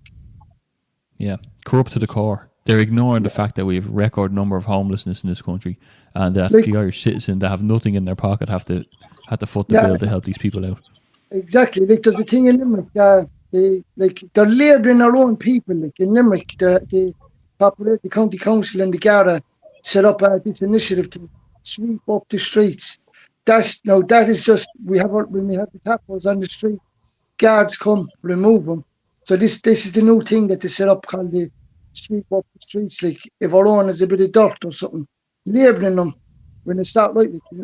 To be helping these people, not kind of giving them labels and stuff like that. It's just, it's sad. It's sad. It is. And Limerick, I've seen myself, it's gotten way more dangerous even. And Sean, I'll bring you in here now. How are you doing, Sean? And because, Ger, I'd say you know about this story as well. Sean, you have a bit of a story to tell us about something that happened to your wife recently in Limerick. Yeah, so obviously, like a lot of people from Limerick would know this story because just because my wife would be a well-known person in the city. Limerick is a small city at the end of the day. Everyone knows everyone that goes around, and if you don't know someone, you know someone's face. But what happened was I left my wife on a night out. We were out with a couple of lads from work, and my young fella had a match the next day. And I like to get him a bed at a reasonable time, you might as well say, because obviously it was a big match. So she's walking down the street. She wanted to come home at 1 o'clock. She left about 1 o'clock anyway. She's walking down the street, and someone approached her. The guy that approached her was with another guy and another girl. So he said something to her, and she kind of looked back and kind of just told him, go away. So next minute he's ran up into her face, and he started squaring up to her, putting his head into her chin. So she's like, what are you doing? And kind of pushed him on the shoulder. So then he decided to spit in her face. And when he spat in her face, she said it was just a reaction to slap him. You know, and like, to be honest, in my book, spitting is probably one of the worst things you can do to anyone. So she's kind of gave him a slap. So he bit a glass off her head. And it wasn't like a pint glass. It was one of them shot glasses, you know, with the crystal ends, you know, the really hard bottom ends. And it completely split her wide open on top of her forehead. And she said, like, I put my hand on my head because I felt the blood. So she dropped her guard. And as she dropped her guard, he then decided to punch her into the mouth. And she said, he kind of stunned me a small bit, and I kind of fell over into the ground. No, for me personally, like, you know, Limerick, like I've been living in Limerick 25 years now. My father's family's from Limerick. My nana's still alive. She's over 100 and she's from Limerick. And, you know, for people to turn around and say the streets of Limerick are not safe no more, it drives me insane. You know, like, because these streets were never not safe, you know. I've always been able to walk home. 10 years ago on a night out, I could walk from one part of the town to the other part of town safe. So could my wife. She's done it 100 times as well. But like we're moving, like, people saying like we need to change things, but things are not being changed. It's for me personally, it's just getting worse and worse, you know. And, is this, if you don't mind me asking, Sean, is this the migrant that a video went around recently of him trying to break into? No. So that someone did say that to me. So this guy, I don't know. I don't know who this guy. Well, I do know who this guy is. You know, obviously my wife. Like I don't have much faith in the guards, like, you know, and a lot of people don't. I'm not the only one to say that. Like, you know, my wife wanted to go to the guards because she said to me, she said, look, I don't want you to be getting into trouble, and I don't want, because her father, he would have killed him, and she don't want anyone that she loves to get into any trouble over this situation. So obviously she's put all her faith in the guards and for them to deal with it. Now the guard situation is another story, to be honest, like, you know. But like I had the guy found within 3 days, you know, like, you know, with like the guard that was supposed to find him when I decided to go on a holiday instead, you know. The same week that I found him, I had all the details of the guy, where he walks, what height he is, his social media page, where he lives. I have everything. But all the guard that was interested about was where I got the CCTV from. He didn't care about the guy. He was more worried that someone gave me CCTV footage, than of who the person actually was that attacked my wife. So Sean, I know you heard what me and Ger were talking about there about the community patrols, and we're going to launch the first one of these in Limerick on Friday at 7 o'clock. I think this would be important because the admin's there as well. Like you said, you found that person in 3 days. This would be an important thing as well to identify these people, because if the guards aren't interested in doing it, like what it sounds like you're telling me, then we have to look after our own. And 100%. 100%. So, and I hope a lot of people will turn out for that. I hope so do I. And to be honest, I probably will be one to turn out. Well, actually, I won't because I'm actually going away Friday. But I would have been. You're going on holidays with that guard, are you, Sean? Huh? You're going on holidays with that guard, are you? No, I wish there was. He definitely went to somewhere sunny. He did. But like I'd be like the thing that hurt me the most, like like my wife's from Limerick. She's born and bred Limerick woman. The thing that hurt me the most was I got CCTV of the corner where the accident happened, and I didn't see the accident. I didn't see the guy running. This was the first CCTV I got. I saw 4 people from Limerick walk past my wife while she was on the ground crying and bleeding. That hurt me more than the guy that hit her, because 20 years ago, say 15 years ago, if I saw a young lady on the floor bleeding because she thought being hit by someone, not in a million years would I walk past her.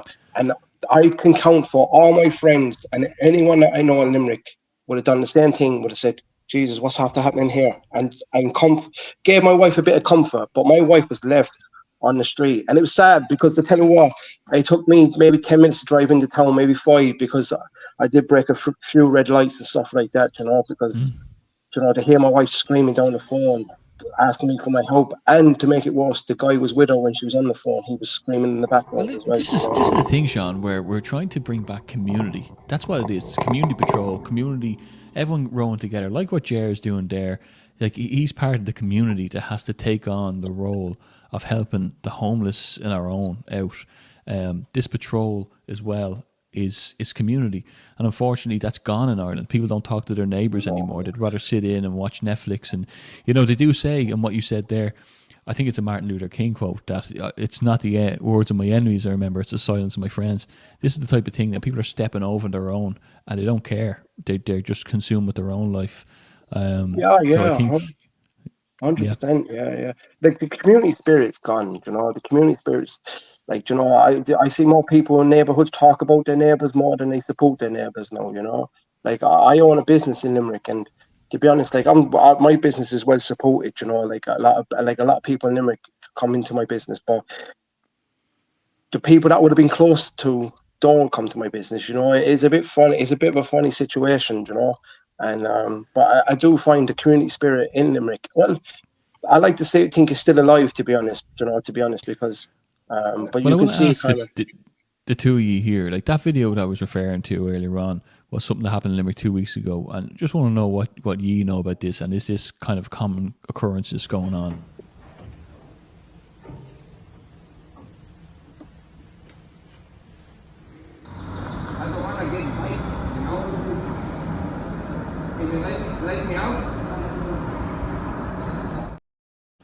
Yeah, I saw that in the morning. Yeah, that one of our volunteers that works with us, that was a relation of hers, her home. But I think it was her nana's home. One of the volunteers that works with us, she filled us in and taught us and stuff like that. The guards actually showed up, and he wasn't there when the guards came, but the neighbours were telling him what happened and stuff, and the guards kind of weren't interested when they were getting the details and stuff like that. There's an awful lot of things happening in Limerick that isn't being reported, and it's all over Ireland actually. But there's been a stabbing as well there. I think it was a couple of weeks ago. A fella got stabbed 7 times or something, and it didn't make the paper, didn't make the news. It was just they were told to keep quiet and shoved it under the carpet. Where we have our own lads drinking, if they're drinking a bottle of cider or whatever on the corner, they're grabbed, arrested, charged, and through the court. Chances got Australia gone wrong when there are things like this happening and they're being ignored. So I send out the wrong message to the younger generations. If the guards are ignoring things like that, it's showing that it's acceptable in society when it shouldn't be. Doesn't matter if they're Irish or not, like, to me, but that video there shouldn't have been ignored. So I don't know if he was arrested later on. I don't know, but from what I was, sorry, Jeff. Sorry, go on. From that video, the thing, like, this is like, I'm going back now Like, the thing that I've noticed more is, like, if that happened 20 years ago, a neighbor would have came out. Someone would have came out and said, what's going on here?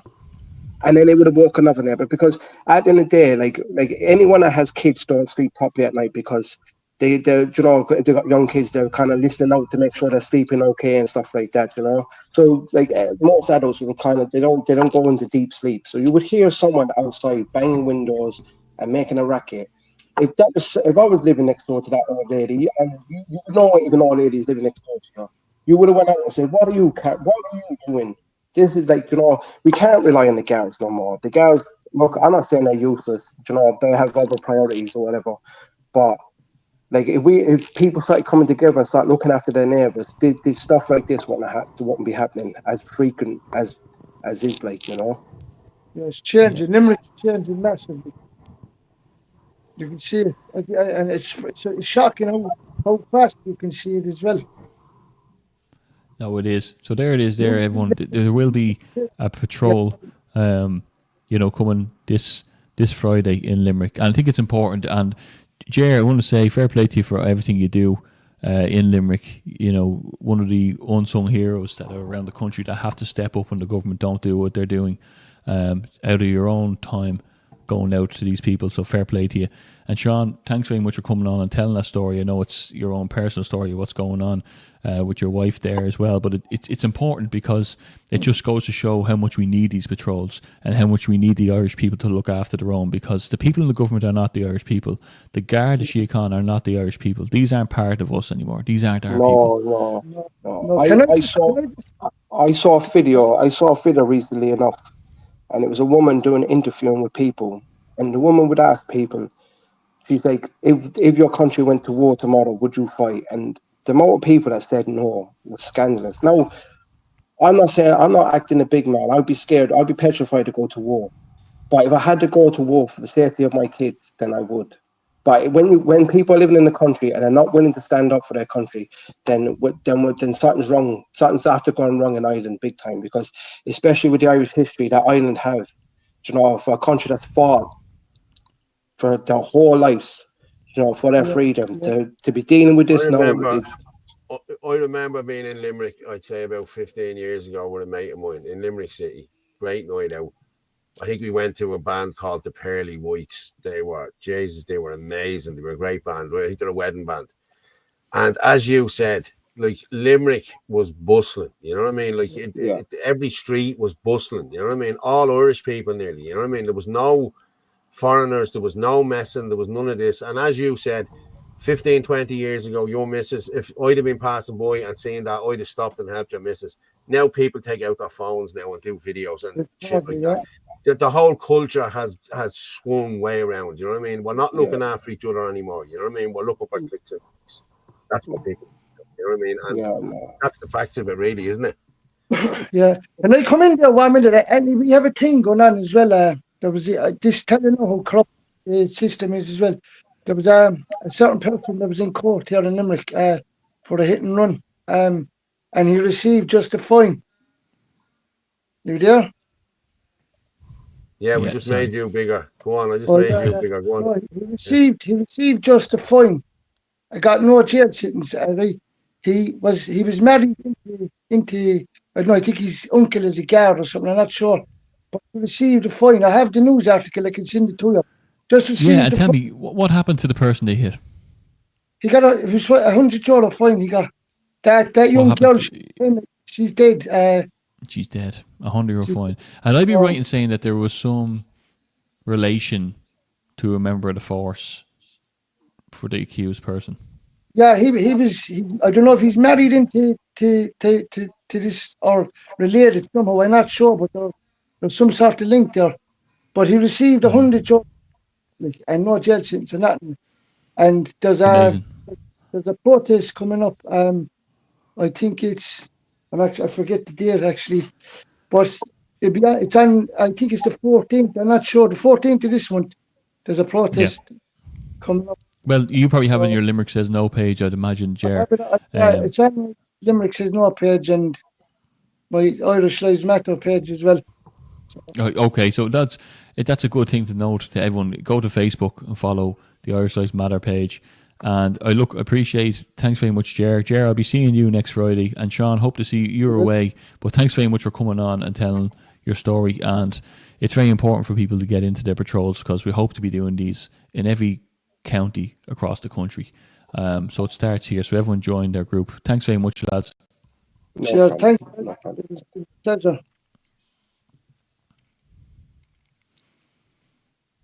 Did Orla leave us?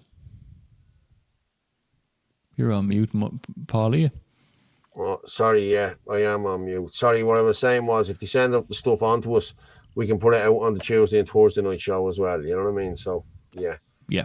Fair play to them. No, I have to say, fair play to them. Like, they're great stories. It's great to get people on, isn't it? Just yapping, like, you know what I mean? Yeah, well, they're people from the area. And telling their stories, yeah. Yeah, absolutely. And two good, in fairness to them, very nice guys. Jerry does a lot of work there. I've met Jerry a few times. He's a gentleman. And it takes a special person to go out doing them kind of things. So fair play. And to Sean as well, respect to him and his wife for getting their story out there. It's all for the greater good. It's their personal story, and not everyone would like to hear it, but there it's said, and well done. So again, 7:00 next Friday in Limerick. If you want to know more about it, you can see it on the Shinadina Facebook page. Follow that. There'll be more updates on that. Or like that as well, jump into your WhatsApp group. I'll put the link again in the comments. Find your own WhatsApp group. You'll see it through the announcements, what's happening. Very important. You don't rise to anything. You don't give them any ammunition. This is just looking after your own people. Yeah. And getting out there. The show there too. WhatsApp 089 203 1521. As I said, I've been getting lots of people contacting me through that. And a few great ideas and everything else I'm getting off them for the show. And listen, it's good. The feedback is great. You know what I mean? So contact me on that 089 203 1521. That's it, if you can. Okay.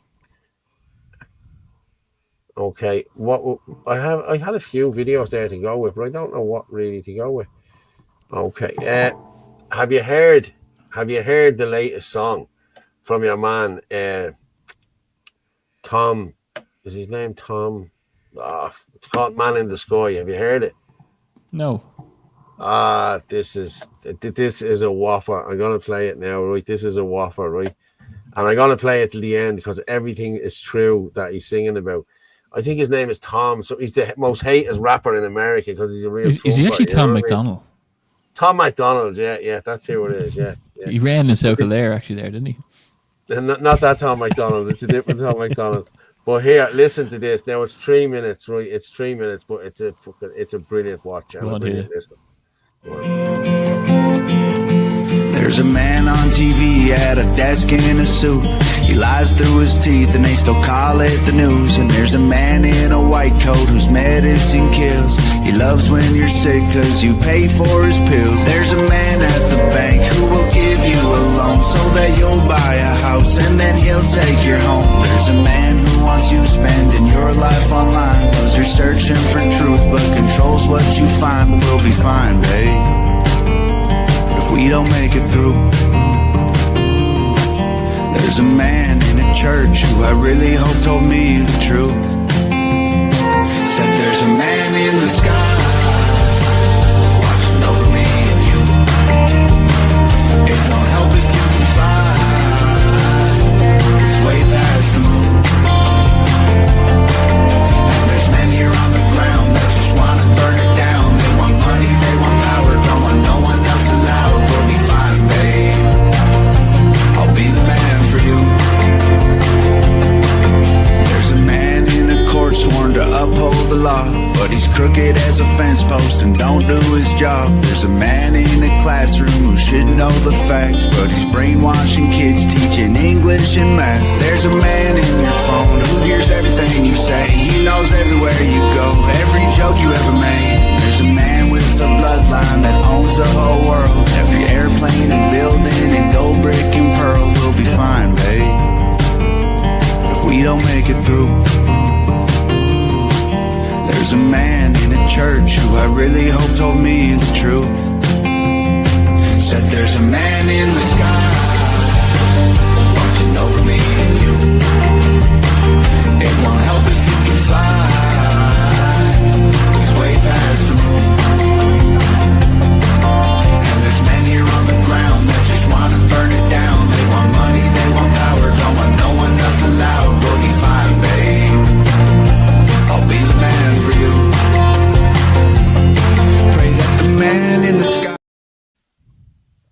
It's deadly, isn't it? It's a deadly tune now, I have to say. I really... Look, it'll replace your usual tune about all the AI of everyone running the general election. You were hopping that out till last week, weren't you? Oh, that one, yeah. No, I didn't do that this week, no.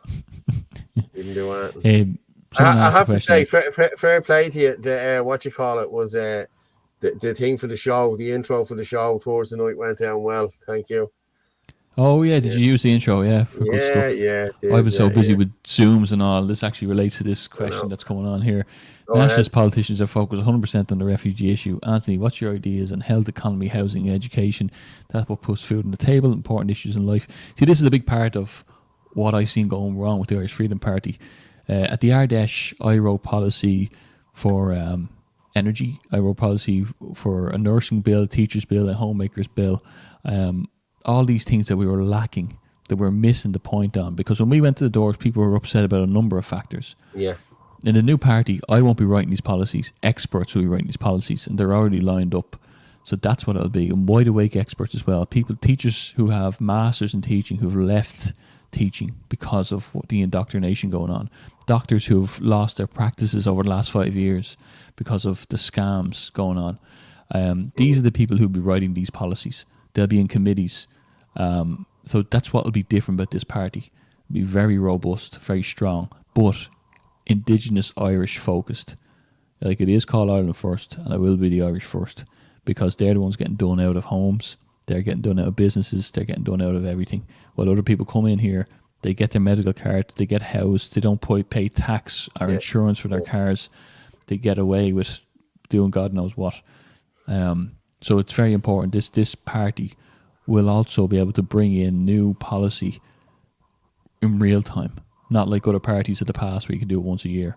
So I'll carry over them policies and let the experts work on them. So that's what we need. And we need, I'm not going to be screaming at protests. There's things that are going to be put out professionally. They're going to be well-spoken people putting them out there. So it's important. But make no mistake, it is for the Irish people. And these community watch groups as well, we're talking about this, Paul, that's all going to be part of it. Like, we'll be endorsing that. Conway's Farm, we're back to healthy foods again. We'll be endorsing that. Yeah. Like, there's a lot in it. And there'll be a Q&A very soon held on Spaces if anyone's on X, and people will be able to come on and ask the questions, and we'll give a bit more insight into it. There's still people coming on board. But, yeah, looking forward to seeing what this can be. It's going to be big and honest. It's going to be Ireland's biggest viable opposition party. Yeah. Hope that answers the question there. And if you remember, 6 months ago, the Irish Freedom Party was Ireland's biggest national party. You know? And look where we are now. You know what I mean?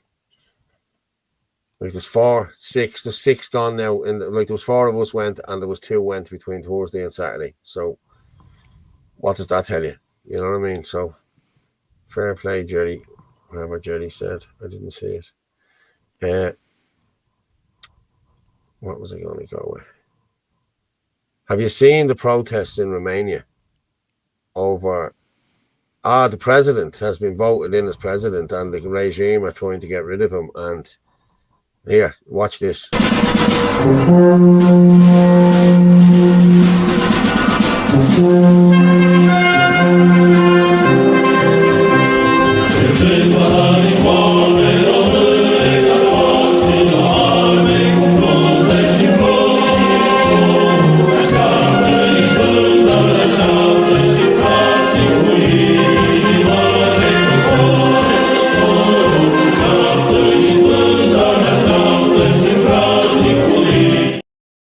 Now there's a protest, eh? You know what I mean? Thousands of them there, thousands of them. Well, you don't get to see that in the mainstream media, you know what I mean? Because they don't want you seeing people are revolting in every country, you know what I mean? Like Greece is the same. They're doing it in Greece as well at the moment, like, you know what I mean? It's just to show you now.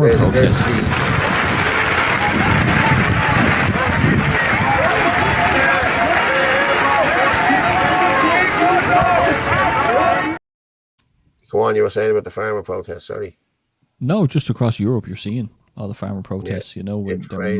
massive, and mainstream won't cover it because they're making people believe everything's well. And you know what? People don't know that the farmers are protesting because all the nitrates. The farmers can't make a living in this country. They can't turn over a profit, and they're being told, kill off your cattle for $5,000 a piece, and they're doing it, and they're buying out their land. They're buying out land around here. I'm in a place called McGaney in Kildare, and the farmers are selling their land so that they can become PV fields, all panels. Is that what you want? Yeah, is that how you want your country to look? It's a disaster, Yeah, but I drove out to Ratoath there one of the days, and I came in the back way from Ratoath, and it used to be a field full of mace, that's what it was. And like you used to see the plastic going down, and you'd see it coming on, and then you'd see a harvesting. I used to come in that way going to work, and when I drove over there a couple of weeks ago, it's just fields upon fields of them bleeding, solar panels. Them solar panels, it looks disgraceful. Like, it really does. Yeah, it's horrible. As far as the eye can see from the bridge, like it's, where's that fuel gone? It's by design. Like, it's going to be so unprofitable to keep a farm going that will offer them to slaughter their cows under the climate change. This whole thing. Your cows, and that's why they're putting the stuff in the milk. That's just to make people sick. That's nothing to do. They want to get rid of your cows. But it's Ireland is taking a really, really wrong road, and if you're not believing me, then you're not woken up to the whole thing. It's going on a while. It's going on a long, long time, But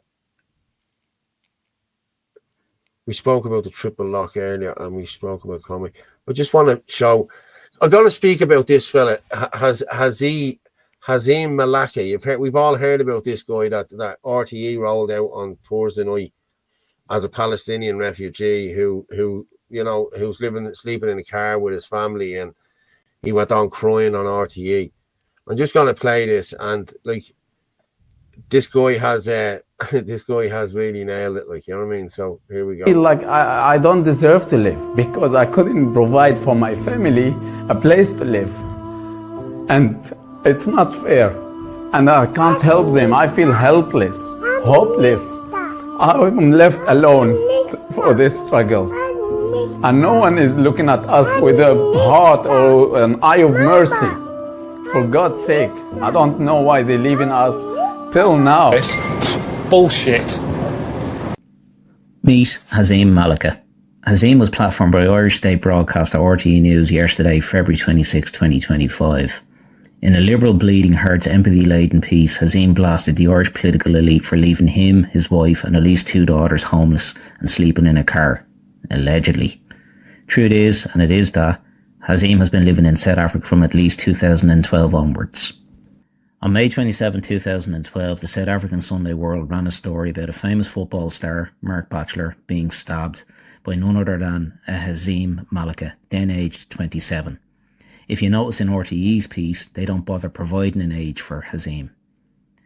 Hazim and everything about him suggests he is egotistical, narcissistic and a successful con man that has established quite the fortune. As with all narcissists, they must display themselves publicly and boast of their image, their wealth, their globetrotting, their lavish lifestyle, and Hazim is no different, and his platform of choice is Instagram. Hazim has posted nearly 800 times on his profile since 2016, and it is a treasure trove of valuable information. His first post confirms for us that he once again resided in South Africa from at least September 2016 onwards. And within a year of that first post, he was telling his followers, and I quote, "It's time to focus and expanding the numbers of shop's business. Let's get big." And what business is it that Hazim is involved in? Barbers. Goodfellas barbers, to be precise. He's a savvy businessman, clearly, and not shy of a few quid. Goodfellas barbers have multiple outlets across South Africa. Hazim truly does think of himself as an untouchable gangster playboy sort. Across his Instagram are various images of him at firing ranges, sporting a wide range of firearms from pistols through to machine guns. His other passion is bodybuilding, where he has entered competitions in India, South Africa and Egypt also. Hazim sought donations in April of last year via a GoFundMe that is visible on his Instagram. That fundraising appeal lasted right through to December last, where South African news outlet The Southern Star ran a piece where he was mentioned. and once again he employed the victim card and spoke of how oppressed he and his family are. Hazim seems to have arrived in Irish Shores around June of 2024, where he took images at Glendalough in County Wicklow. He couldn't have been that low on money, as I mentioned, as his fundraising was still ongoing on the other side of the planet in Africa. Hazim has also made a claim that one of his children, a daughter, was injured in an Israeli mortar attack in Gaza. He claimed she suffered burns to her face, amongst other injuries, and yet in the footage on RTE yesterday and across his Instagram, there isn't as much as a scratch on any of the young girls visible in the images. Why did the RTE journalists not question this? Emma O'Kelly, are you complicit in this NGO propaganda piece? Seems very suspicious. In my personal opinion, he is an incredibly dangerous individual with a propensity towards violence, as is evidenced by his assault on a football star with a pair of scissors, and has a passion for firearms and an unhinged support for Palestine also. Hazim conducted his interview with RTE dressed in a Moncler puff jacket which retails at €1,500, and I would love to know where he got his right-hand drive car from also. It certainly wasn't in Gaza. If you enjoyed this video, give it a retweet. Quick thank you to Peter Paul Guy also on X for the information too. Thank you for watching. You know what I mean? This is RTE again. It's ridiculous, like, isn't it? You know, the shite that they can throw out and people watch. Like, how many people's heartstrings did that pull on the other night? You know, seriously, like they really are the propaganda arm of the state, because I remember not Eddie Hobbs, what was your man's name? That little Cork fella done an interview from Cork here during COVID, and like after that interview, like the amount of people who went and got injected was just unnatural. Like, I don't know what I mean. What was his name? Joe O'Shea, that's his name, little Cork shithead. Yeah, but he called everyone out as far right and racist and anti-vaxxers and the whole lot. And I know loads of people who went and got vaccinated because of what he says, you know what I mean? So, you know, RTE really are state propaganda, you know what I mean? We had Moussa Dougan last year as well, a known terrorist, you know, being wheeled out as well. And when we called them out, we were far right. So it's ridiculous, isn't it? Like, I sent off a thing, we sent off hundreds, probably thousands of things into RTE, and we got back stuff, so we had to send back other stuff. So a lot of us did put in a complaint. So we'll see, does she retract any of this after seeing this? You know what I mean? I doubt it, but we'll see. Yeah. Look, it's nonsense. I don't even watch RTE. Can't listen to it on the radio. We need our own radio station, our own TV station, so we don't have to listen to this trash, you know. So we're trying to do here, Paul, isn't it? A bit of real news. Well, basically, that's what we're trying to do, yeah. And I was actually talking to a guy earlier, and he was talking to me about expanding it a little bit, you know, and seeing what we can do, you know, the sort of way. So, yeah, we'll see, you know what I mean? But, like, we need to be getting out. Like, I think we've 1,100, I think, watching us now at the minute. Yeah, we've 1,100, yeah. So, you know, we need to be expanding it to over 2,000, say, you know what I mean? Like, we did lose a lot with the Irish Freedom Party. We used to get 1,000 every week on that, you know what I mean? Well, hey. And you know what baffles me is, we used to get 1,000 Irish Freedom Party members on this, yeah, every Sunday night. Yet they do a space with Ciara Connolly and they only get 242 or something like that. 55 like, last Sunday when I went on. Yeah, but I think Ciara shares it out to hers as well. Whatever, yeah, I think so. Well, look, Paul, you know, there'll be a new party to drill it out there soon. So we'll be back up in the numbers, and there's more shows to come. I think there'll be great stuff coming up. You know, all will be revealed in time. But look, I think we're going to get big and strong. Yeah, I think we will. I think we get more shows on board and the whole lot. Like, we're doing a couple now. I'll get Jerry Waters back on now shortly, and get Trust the Science back on again. But we need to be doing sort of a sit down, if we could, you know what I mean? With, you know, sit down and talk to someone for half an hour or so, you know, that sort of way. Yeah, but what's good as well, though, Paul, is you look at on Friday when we're talking about the protests and stuff like that. Like, the great thing is that we can go live from there, you know, the patrol in Limerick. Like, that's the thing, like, you know, Ireland Live can go live from there and we can shoot it out and people will know where to look for it. And yeah, exactly. If there is stuff happening, we can get out there and, you know, at least it's the truth. It's the honest truth, you know. You get to hear from people on the ground. Yeah, exactly. You know, it's crazy. But Did I get the Git? I don't know whether I got the Git this week. The Git got something on this week. Have you seen? They're all talking about Putin and Trump and what they're going to do, and we're going to have European armies. And watch this video. I'd say Putin is shitting himself.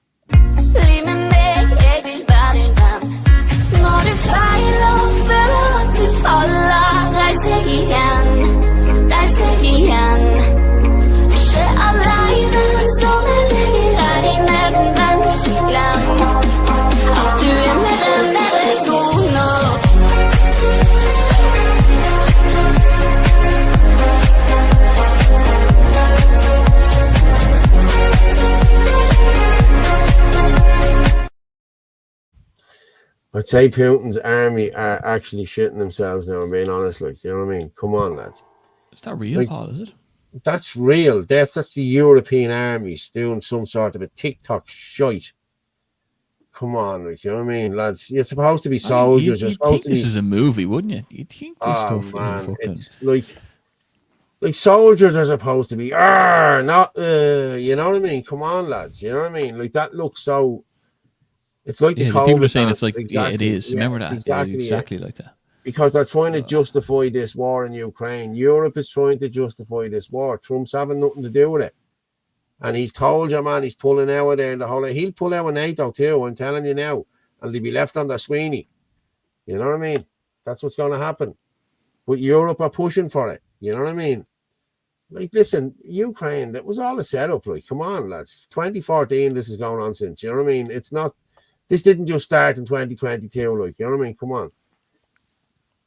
You know what I mean? Like, these are our proxy wars, you know? Like, oh no, all of a sudden, we've been banging the drum about Palestinians. Now we may take them all in, lads, you know? We had GE out waving the flag. No. And look, don't get me wrong, you know, whatever's going over there and happening there, you know, is its own thing. I'm not getting into it because I'm just focusing on Ireland, but the way we've been... unneutral, you know, our politicians have spoken for us, and now we owe it to, like, people won't take these in. Like, these are more Muslims coming into our country, and we have nowhere to put them. We've nowhere for our own kids to go to school. No doctor's appointments here. No hospital appointments. People are in trolleys. They were already, and the government is after giving themselves a pay rise there, the TDs this week. I put it in, wow, as if it wasn't corrupt enough, and someone heckled me on it. What do you mean corrupt? Like, what, you didn't see the homelessness record numbers? You didn't see the fact that our kids have nowhere that they can buy for a home? They're shipping out all of our kids. That's the thing. Yeah, like, there's a hike on fuel now, electricity and gas again. People barely getting by. What do you mean, where's the corruption? Bizarre what people think. Corruption is everywhere. It's everywhere, you know? Put a post on Facebook, the history of Ukraine, and nobody acknowledged it. Yeah, like, your man does a great one. Like, I'd tell everyone to go and look at it. What's his name? The American dude. I think he done one last week. What's his name? Yeah, let me see.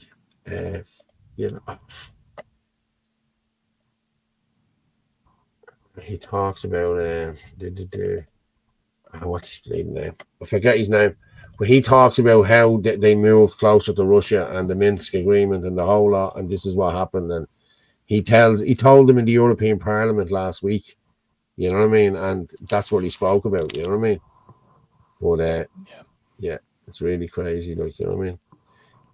I'm gonna just go with, I'll tell you what I'm gonna go with, right? I'm gonna go with Elon Musk spelling it out about George Soros and the NGOs, how they do their dirty deeds. It's kind of a hack to the system where, you know, someone can get an NGO stood up for a fairly small amount of money. Like, George Soros was really good at this. Like, George Soros is like a system hacker. Like, he figured out how to hack the system. He's a genius at arbitrage. I mean, these days he's pretty old, but a genius at arbitrage. So he figured out that you could leverage a small amount of money to create a nonprofit, then lobby the politicians to send a ton of money to that nonprofit, so you can take what might be, you know, a $10 million donation to a nonprofit to create a nonprofit and leverage that into $1 billion NGO. A nonprofit is a weird word. It's just a non-governmental organization and then the government continues to fund that every year, and it'll have a nice sounding name like the Institute for Peace or something like that. But really, it's a graft machine. And what are the requirements with that money? What do they have to do? Just really no requirements at all. So they just get grants and the government just assumes that they're doing good work. I think a lot of people in the government know that they're not doing good work, but it's a giant graft machine.